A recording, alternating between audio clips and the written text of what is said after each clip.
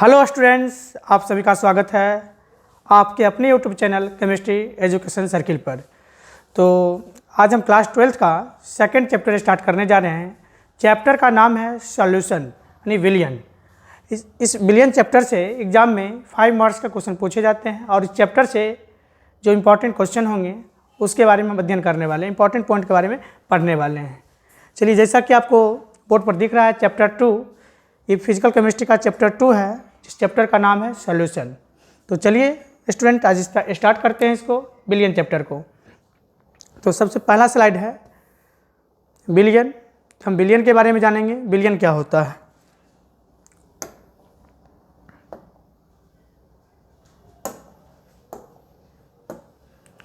यहाँ आपको स्क्रीन पर दिखता होगा विलियन का परिभाषा। विलियन का परिभाषा लिखा गया है, विलय एवं विलायक। विलय एवं विलायक के समांगी मिश्रण को क्या कहते हैं? विलियन कहते हैं। विलय एवं विलायक के समांगी मिश्रण को क्या कहते हैं? विलियन। तो यहाँ पे एक वर्ड आता है समांगी। तो समांगी क्या होता है? इस समांगी मिश्रण क्या होता है? आपको समांगी सबसे पहले समझाते हैं। समांगी होता क्या है? समांगी का मतलब होता है समान रूप से ना। समांगी का मतलब क्या होता है? समान रूप से, या मीठापन होगा समान रूप से मीठापन होना चाहिए ना, या नमकीन होगा समान रूप से नमकीन होना चाहिए। इस सभी जगह इक्वल होना चाहिए, एक समान होना चाहिए, ये होता है समांगी। और समांगी का जो परिभाषा होता है समांगी मिश्रण का, दो या दो से अधिक पदार्थों का वैसा मिश्रण जिसमें कोई एक पदार्थ क्या करता है? अपने भौतिक अवस्था का त्याग करता हो, वो क्या कहलाता है? समांगी मिश्रण कहलाता है। ठीक है बच्चों, अब देखिए यहाँ पर लिखा गया है विलियन का परिभाषा, विलय एवं विलायक। विलय एवं विलायक के समांगी मिश्रण को क्या कहते हैं? विलियन कहते हैं। नहीं, विलय और विलायक का जो समांगी मिश्रण होगा वो क्या बनेगा? विलियन बनेगा। ठीक है बच्चों, या इसका दूसरा परिभाषा ऐसे कह सकते हैं, दो या दो से अधिक पदार्थों के समांगी मिश्रण को क्या कहते हैं? विलियन कहते हैं। दो या दो से अधिक पदार्थों के समांगी मिश्रण को क्या कहते हैं? विलियन। यानी विलियन बनाने के लिए कम से कम कितने पदार्थ चाहिए? 2 पदार्थ चाहिए, या 2 से अधिक पदार्थ चाहिए ना। कम से कम 2 रहेगा तो विलियन बना सकते हैं। जैसे हम लेते एग्जाम्पल में चीनी और जल। चीनी और जल मिलाते हैं तो क्या बनता है? शरबत बनता है। चीनी और जल बनाते हैं तो क्या बनता है? शरबत। या चीनी जल नमक मिलाइए तो क्या बनेगा? शरबत ही बनेगा। या चीनी जल नमक और नींबू मिलाइए तो भी क्या बनेगा? शरबत बनेगा। यहाँ पर क्या आ रहा है? 2 या 2 से अधिक पदार्थ का हम क्या करते हैं? मिश्रण लेते हैं। कौन सा मिश्रण? समांगी मिश्रण। अब जैसे चीनी और जल मिलाते हैं शरबत बनता है। जैसे शरबत बना, अब शरबत आप पीते हैं तो क्या होता है? ऊपर से पीजिए या बीच या नीचे वाला भाग सब एक समान रूप से मीठापन होता, ना कि ऊपर वाले थोड़ा ज़्यादा मीठा होगा और नीचे वाले थोड़ा कम मीठा होगा ना। यही होता है समांगी। और चीनी और जल में कौन पदार्थ अपने भौतिक अवस्था का त्याग करता है? चीनी और जल में चीनी क्या करता है? अपने भौतिक अवस्था का त्याग कर देता है। चीनी पहले किस अवस्था में रहता है? ठोस अवस्था में। और ठोस से ये क्या होता है? जल में घुलने के बाद अपने अवस्था को ये क्या करता है? त्याग कर देता है ना। वही होगा 2 या 2 से अधिक पदार्थों के समांगी मिश्रण क्या कहलाता है? विलियन ना।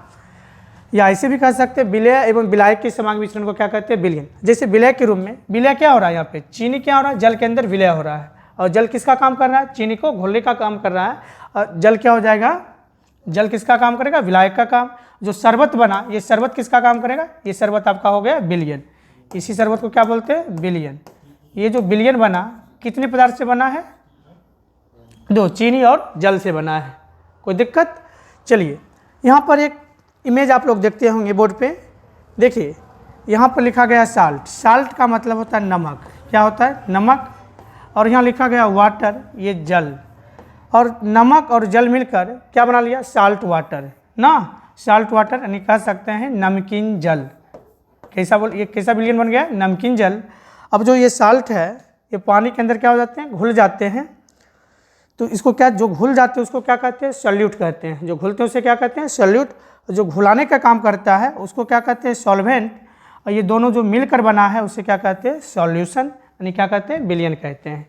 ठीक है, सॉल्यूट और सॉल्वेंट मिलकर क्या बनता है? विलियन। यानी कह सकते हैं विलय और विलायक को क्या बोलेगा? विलियन। वही लिखा गया, विलय और विलायक को क्या कहा गया? यहाँ पे विलियन कहा गया। चलिए, उम्मीद करते हैं आप लोग को समझ आ गया होगा। अब चलते फिर नेक्स्ट स्लाइड की ओर। और आप लोग इसका क्या करिए? स्क्रीनशॉट करके रख लीजिए, फिर बाद में आप लोग नोट कर सकते हैं। चलिए आगे बढ़ते हैं। अब देखिए, विलियन को समझने के लिए 2 अवयव को समझना होगा आपको। इसमें दो अवयव हैं विलय और विलायक। सबसे पहले जानते हैं विलय क्या होते हैं और विलायक क्या होते हैं। तो सबसे पहले जानना है हमको विलय के बारे में।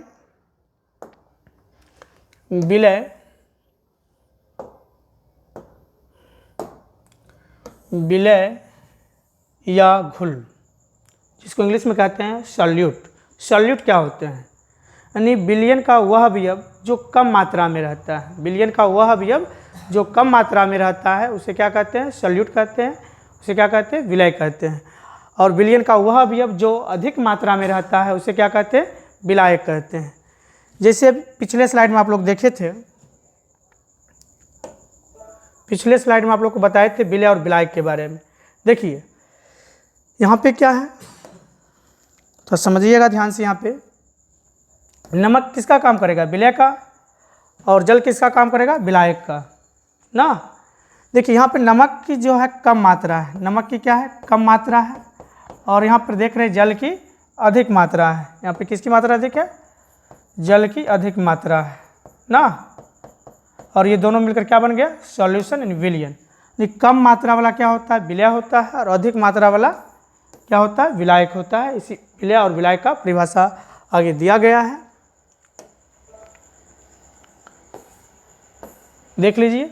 विलय और विलायक क्या होता है? विलयन का वह अवयव जो विलयन में कम मात्रा में रहता है उसे विलय बोलोगे, और जो विलयन में अधिक मात्रा में रहेगा उसे विलायक बोलोगे। ठीक है बच्चों, चलिए विलय और विलायक का एग्जाम्पल भी दिया गया है। नमक और जल दोनों मिलकर क्या बनता है? नमकीन जल, जिसमें नमक क्या होगा? कम मात्रा में, और जल क्या होगा? अधिक मात्रा में। ये दोनों मिलकर क्या बन जाएंगे? नमकीन जल बन जाएंगे। और ये जो नमकीन जल है ये किसका काम करेगा? विलयन का काम करेगा। ठीक। अब देखिए दूध और चीनी में, दूध और चीनी बनाएंगे तो क्या बनेगा? मीठा दूध बनेगा ना। मीठा दूध आपका क्या हो जाएगा? विलयन। और दूध और चीनी में विलायक कौन होगा? दूध आपका विलायक का काम करेगा, और चीनी क्या हो जाएगा? इसमें विलय हो जाएगा। ठीक है, आगे बढ़ते हैं। नेक्स्ट स्लाइड है आपका। देखिए इस चैप्टर में हम उसी पॉइंट के बारे में अध्ययन करेंगे जो इम्पोर्टेंट होगा ना, जो बिहार बोर्ड के एग्जाम में पूछा जाएगा, उसी के बारे में हमको देखना है। ठीक है बच्चों, देखिए नेक्स्ट पॉइंट है आपका द्रव्यमान प्रतिशत। द्रव्यमान प्रतिशत क्या होता है? नहीं, मास प्रतिशत, मास प्रतिशत, मास परसेंटेज कह सकते हैं इसको। देखो सबसे पहले द्रव्यमान प्रतिशत के बारे में जानते हैं। द्रव्यमान प्रतिशत होता क्या है? किसी विलयन के प्रति 100 भाग द्रव्यमान में, किसी विलयन के प्रति 100 भाग द्रव्यमान में उपस्थित, 100 भाग द्रव्यमान में उपस्थित क्या होना चाहिए? विलय या विलायकों की द्रव्यमान। किसका द्रव्यमान? विलय या विलायकों की द्रव्यमान। द्रव्यमान मतलब क्या होता है? भार को ही क्या कहते हैं? द्रव्यमान प्रतिशत कहते हैं। क्या कहते हैं? द्रव्यमान प्रतिशत कहते हैं। इसे संक्षेप में हम W/W, इसे संक्षेप में क्या लिखते हैं? W/W। W फॉर होता है वेट, वेट मीन्स क्या होता है? द्रव्यमान। या M/M, M फॉर क्या होता है? मास, M फॉर क्या होता है? मास।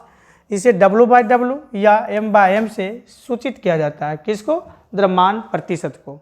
द्रव्यमान प्रतिशत को किससे सूचित किया जाता है? W/W या M/M से सूचित किया जाता है। क्लियर? अब देखिए द्रव्यमान प्रतिशत निकालने के लिए सूत्र क्या होता है? द्रव्यमान प्रतिशत बराबर फॉर्मूला होता है विलय की मात्रा, विलय की मात्रा बाय विलयन की मात्रा, विलयन की मात्रा इंटू 100। 100 क्यों? क्योंकि आपको प्रतिशत निकालना है। किसका? द्रव्यमान प्रतिशत याद करना है, इसलिए इंटू 100 करना होगा ना। द्रव्यमान प्रतिशत निकालने के लिए किसकी मात्रा चाहिए आपको? विलय की मात्रा चाहिए। और बाय में किसकी मात्रा चाहिए? विलयन की मात्रा इंटू 100। इससे हम क्या ज्ञात कर सकते हैं? द्रव्यमान प्रतिशत को ज्ञात कर सकते हैं। ठीक है, चलिए इस पर कुछ क्वेश्चन देख लेते हैं। द्रव्यमान प्रतिशत को किस प्रकार हम ज्ञात करते हैं?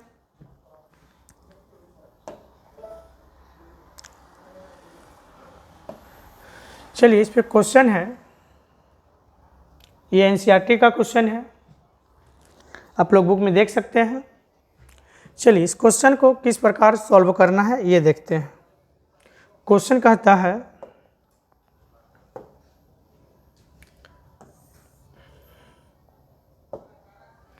यदि 122 ग्राम क्या दिया है, कार्बन टेट्राक्लोराइड दिया है। 122 ग्राम क्या दिया है, कार्बन टेट्राक्लोराइड का जो सूत्र होता है CCl4 होता है, में 22 ग्राम बेंजीन घुली हो तो बेंजीन तथा कार्बन टेट्राक्लोराइड के द्रव्यमान प्रतिशत की गणना कीजिए। आपको क्या चाहिए, द्रव्यमान प्रतिशत। अभी जस्ट आपने द्रव्यमान प्रतिशत को पढ़ा है ना, तो आपको क्या चाहिए यहाँ पे, द्रव्यमान प्रतिशत की गणना करना है। देखिए इस क्वेश्चन को हम सॉल्व किस प्रकार से करेंगे ना, जरा ध्यान से आप लोग देखिए और एक बार में आप लोग को ये क्वेश्चन समझ में आ जाएगा। सबसे पहले जो दिया गया है क्वेश्चन में उसको आप नोट कर लीजिए। देखिए इस क्वेश्चन में कहता है सबसे पहले 122 ग्राम कार्बन टेट्राक्लोराइड है, 122 ग्राम क्या है, CCl4 है। 122 ग्राम में 22 ग्राम क्या घुला हुआ, बेंजीन घुला हुआ। क्या घुला हुआ, बेंजीन ना। अब ये बताइए आप लोग, इसमें विलय क्या होगा, जिसकी मात्रा कम होता है। किसकी मात्रा कम है, ये बेंजीन है तो बेंजीन की कम मात्रा है। कितना ग्राम है, 22 ग्राम। और कार्बन टेट्राक्लोराइड की मात्रा कितना है, 122 ग्राम। 122 ग्राम क्या है, अधिक मात्रा में है। अधिक मात्रा वाला क्या कहलाएगा, विलायक। आपको क्या कह रहा है इसमें, बेंजीन का भी और कार्बन टेट्राक्लोराइड का भी, दोनों का द्रव्यमान प्रतिशत ज्ञात करना, यानी विलय का भी और विलायक का भी। तो सबसे पहले द्रव्यमान प्रतिशत को निकालने से पहले इसमें जो दिया गया है उसको नोट कर लेते हैं। तो सबसे पहले बेंजीन का, कार्बन टेट्राक्लोराइड का द्रव्यमान दिया गया है। कार्बन टेट्राक्लोराइड का द्रव्यमान कितना ग्राम है, 122 ग्राम है। और बेंजीन का द्रव्यमान जो है 22 ग्राम है। बेंजीन कितना ग्राम है, 22 ग्राम। अब दोनों मिलकर, बेंजीन और कार्बन टेट्राक्लोराइड मिलकर, दोनों मिलकर क्या बन जाएगा, बिलियन। दोनों मिलकर क्या बन जाएगा, ये बिलियन बन जाएगा ना। जब बेंजीन को और कार्बन टेट्राक्लोराइड को जब मिला दिया जाए, इसमें क्या बनेगा, दोनों मिलकर बिलियन बन जाएगा ना। तो इसमें बिलियन का द्रव्यमान कितना हो जाएगा, बिलियन का द्रव्यमान कितना हो जाएगा। बिलियन में क्या होते हैं, विलय और विलायक। विलय और विलायक के समांगी मिश्रण को क्या कहते हैं, विलियन। तो बिलियन विलय भी होगा और विलायक भी होगा। तो बताइए विलय है कितना, 22, और विलायक है कितना, 122। दोनों को ऐड कर देते हैं तो हो जाएगा कितना, 144 ग्राम। नहीं, 144 ग्राम किसका द्रव्यमान हो गया, बिलियन का द्रव्यमान हो गया। आपको किसका चाहिए, विलय का भी और विलायक का भी। विलय क्या है इसमें, विलय आपका है बेंजीन ना। तो लिखिए बेंजीन का द्रव्यमान प्रतिशत बराबर C6H6 का द्रव्यमान प्रतिशत बराबर, इसका आपको क्या निकालना है, द्रव्यमान प्रतिशत निकालना है। अब विलय का द्रव्यमान प्रतिशत निकालने के लिए अभी जस्ट आपने फॉर्मूला पढ़ा है, द्रव्यमान प्रतिशत बराबर क्या पढ़े हैं, विलय की मात्रा बाय बिलियन की मात्रा इंटू कितना, 100 ना। तो बताइए ये क्या है, विलय का द्रव्यमान प्रतिशत चाहिए। तो विलय का द्रव्यमान प्रतिशत निकालने के लिए सूत्र होता है विलय की मात्रा। तो बताइए इसमें विलय की मात्रा है कितना, विलय की मात्रा कितना ग्राम है, 22 ग्राम है। तो लिखिए 22 ग्राम, और नीचे क्या होगा, बिलियन की मात्रा। बिलियन की मात्रा है कितना, 144। लिखिए 144 इंटू 100 किस लिए, प्रतिशत ज्ञात करने के लिए ना। अब ये कट जाएगा, 11 दूना 22 और 72 दूना 144। इसको सॉल्व करिएगा तो हो जाएगा 1100 बाय 72। जब इसमें भाग करिएगा तो भाग करने के उपरांत आंसर आ जाएगा 15.28% ना। अब क्या करना है, अब किसका ज्ञात करना है, विलायक का ज्ञात करना है। विलायक का ज्ञात करने के लिए विलायक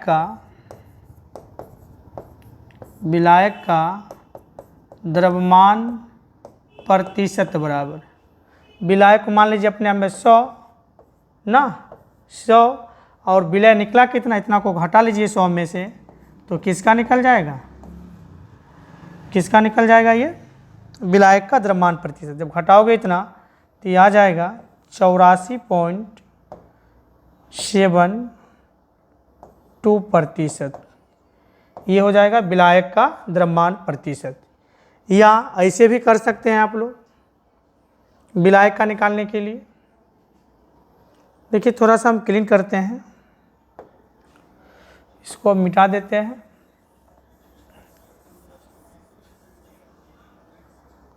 देखो ऐसे भी निकाल सकते हो विलायक का, लिखोगे विलायक का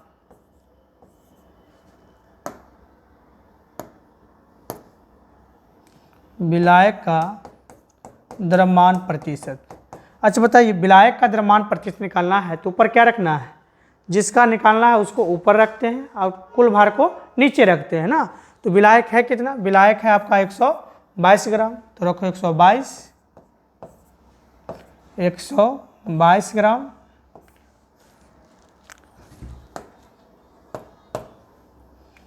एक 122 बाय नीचे कितना हो जाएगा, टोटल विलयन है 144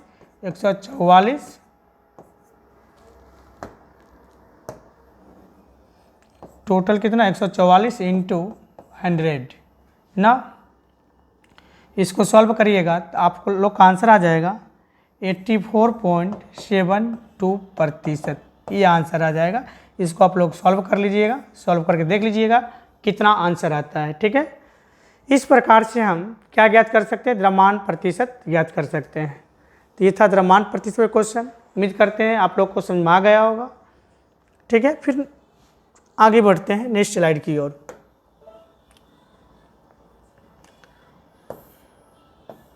देखिए नेक्स्ट पॉइंट है आपका नॉर्मलता या सामान्यता। नॉर्मलता या सामान्यता जिसको कहते हैं नॉर्मलिटी, जिसको क्या कहते हैं नॉर्मलिटी, और नॉर्मलिटी को हम कैपिटल N से सूचित करते हैं। तो नॉर्मलता क्या होता है ना, किसी बिलियन के प्रति 1 लीटर आयतन में, किसी बिलियन के प्रति 1 लीटर आयतन में उपस्थित विलय के ग्राम तुल्यांकी भारों की संख्या, उपस्थित विलय के ग्राम तुल्यांकी भारों की संख्या को क्या कहते हैं, नॉर्मलता कहते हैं। और इसे हम कैपिटल N से सूचित करते हैं ना। एक बार फिर से परिभाषा सुन लीजिए, किसी बिलियन के प्रति 1 लीटर आयतन में उपस्थित विलय के ग्राम तुल्यांकी भारों की संख्या को क्या कहते हैं, नॉर्मलता कहते हैं।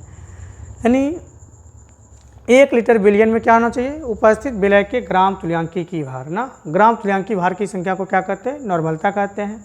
और हम पिछले वीडियो में आप लोग को हम ग्राम तुल्यांक के बारे में काफ़ी अच्छी तरह से समझा दिए थे ना। अगर ग्राम तुल्यांक के बारे में आप लोग नहीं पढ़े हैं तो पिछले वीडियो पर जाके ग्राम तुल्यांक को पढ़ सकते हैं। जब तक ग्राम तुल्यांक का कॉन्सेप्ट क्लियर नहीं होगा तब तक आप लोग यहाँ का न्यूमेरिकल आप लोग नहीं समझ सकते हैं, ठीक। अगर पिछले वीडियो को नहीं देखें आप लोग पिछले वीडियो को देखिए, उसके बाद फिर इसको पढ़िए, तब जाकर ये पॉइंट समझ में आने वाले, नॉर्मलिटी को आप आसानीपूर्वक समझ सकते हैं, ठीक है बच्चों।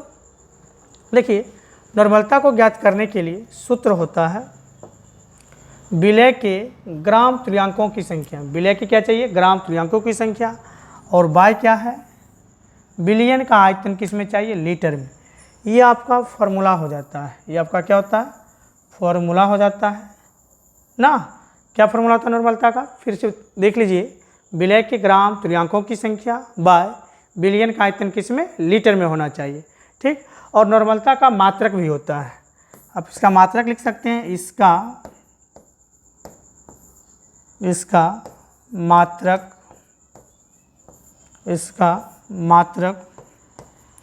ग्राम तुल्यांक प्रति लीटर होता है।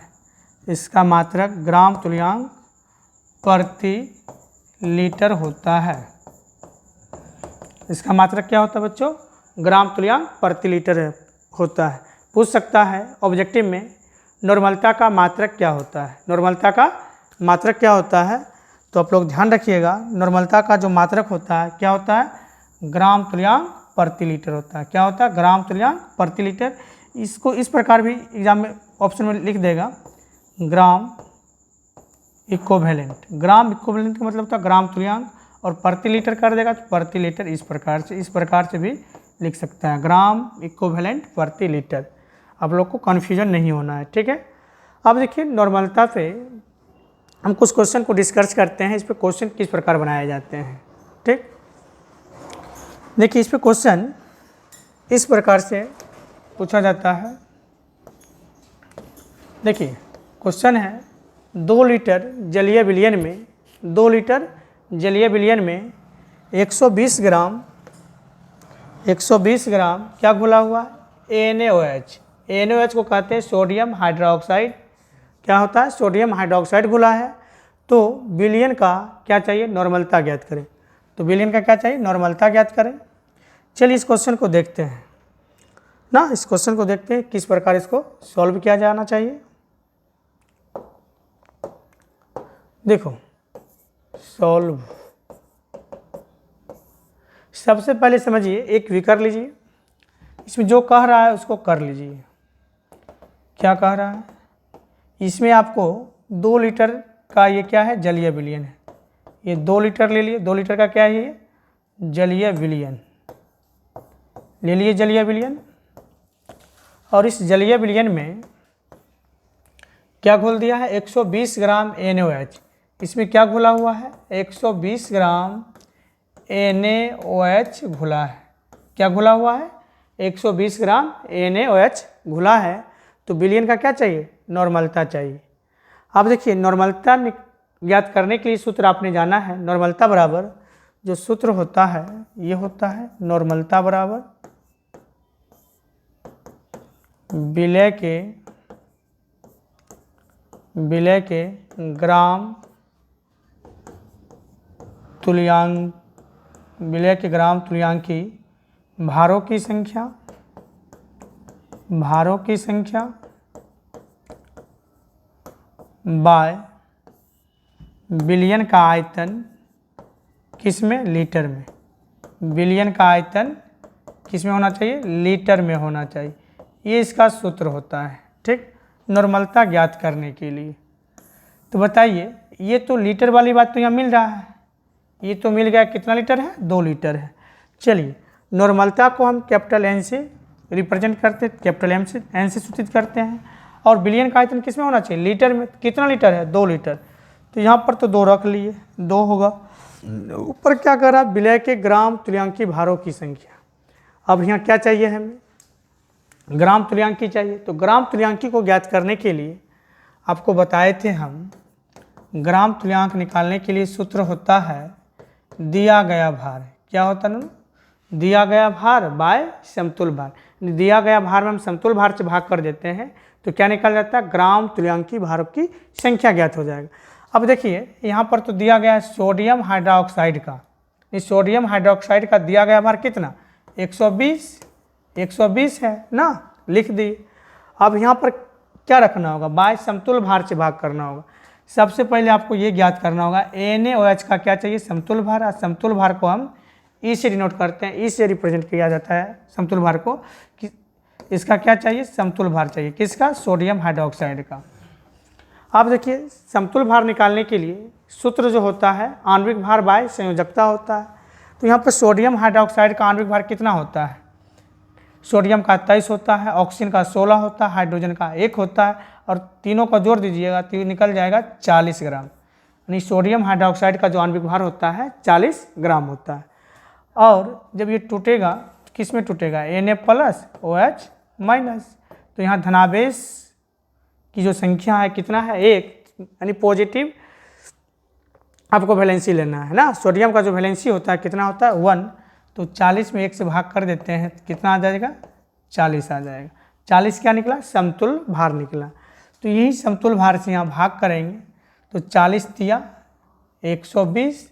तो यहाँ से ग्राम तुल्यांक कितना आ गया, 3 ग्राम इक्विवेलेंट। 3 ग्राम इक्विवेलेंट क्या आ गया, ग्राम तुल्यांक आ गया। किसका आया, सोडियम हाइड्रोक्साइड का। तो यहाँ क्या लिखा, यहाँ पे क्या विलय हो रहा था, NaOH कितना ग्राम, 120 ग्राम, किस में, तो 2 लीटर के जलीय विलयन में, किस में, 2 लीटर के जलीय विलयन में।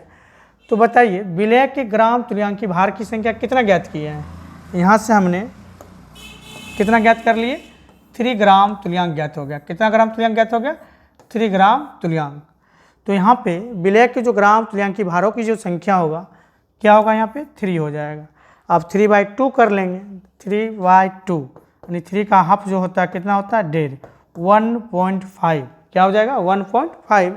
और नॉर्मलता का जो मात्रक होता है क्या होता है, ग्राम इक्विवेलेंट प्रति लीटर, ग्राम इक्विवेलेंट प्रति लीटर, यही इसका क्या हो जाएगा, आंसर हो जाएगा ना। चलिए अभी तक इसमें जो पढ़े हैं फिर से एक बार क्या करते हैं, रिपीट कर लेते हैं, रिवीजन कर लेते हैं, और आज की क्लास यहीं पे ख़त्म कर दिया जाएगा। ठीक, चलिए सबसे पहले रिवीजन कर लेते हैं। आज हमने क्या क्या चीज़ के बारे में अध्ययन किए हैं। तो सबसे पहले हमने पढ़े किसके बारे में, विलयन के बारे में ना। आप लोग विलयन अच्छी तरह समझ गए होंगे। विलयन क्या होता है, विलय एवं विलायक के समांगी मिश्रण को क्या कहते हैं, विलयन कहते हैं ना। और यहाँ पे इसका एग्जाम्पल दिया गया है। विलय क्या है, विलय क्या है, विलयन का वह अवयव जो क्या होते हैं, कम मात्रा में होता है उसे विलय बोलोगे, जो अधिक मात्रा में होता है उसे क्या बोलोगे, विलायक बोलोगे। ये भी हो गया ना। उसके बाद हम लोग पढ़े थे द्रव्यमान प्रतिशत। द्रव्यमान प्रतिशत क्या होता है, किसी विलयन के प्रति 100 भाग ना, 100 भाग द्रव्यमान में उपस्थित विलय या विलायकों के द्रव्यमान को क्या कहते हैं, द्रव्यमान प्रतिशत कहते हैं। और द्रव्यमान प्रतिशत को W/W या M/M से सूचित करते हैं। और द्रव्यमान प्रतिशत को निकालने के लिए सूत्र जो होता है, विलय की मात्रा बाय विलयन की मात्रा इंटू 100 होता है ना। उसके बाद हम पढ़े थे, हम लोग इस पर क्वेश्चन देखे थे द्रव्यमान प्रतिशत पे। उसके बाद हम नॉर्मलता या सामान्यता की चर्चा किए थे, जिसको कहते हैं नॉर्मलिटी। नॉर्मलिटी क्या होता है इसके बारे में भी जान लेते हैं। किसी विलयन के प्रति 1 लीटर आयतन में उपस्थित विलय के ग्राम तुल्यांकी भारों की संख्या को ना, 1 लीटर विलयन में उपस्थित किसी विलयन के प्रति 1 लीटर आयतन में, किसी विलयन के प्रति 1 लीटर आयतन में उपस्थित विलय के ग्राम तुल्यांकी भारों की संख्या को क्या कहते हैं, नॉर्मलता कहते हैं। और नॉर्मलता को हम कैपिटल N से सूचित करते हैं। और जिसका जो मात्रक होता है ग्राम इक्विवेलेंट प्रति लीटर होता है, यानी ग्राम तुल्यांक प्रति लीटर कह सकते हो। और इसे हम कैपिटल N से सूचित किया जाता है, किसको, नॉर्मलता को। और नॉर्मलता ज्ञात करने के लिए जो सूत्र होता है, विलय के ग्राम तुल्यांकों की संख्या बाय विलयन का आयतन, किसमें, लीटर में। ठीक, और उसके बाद क्वेश्चन देखे थे नॉर्मलता पे।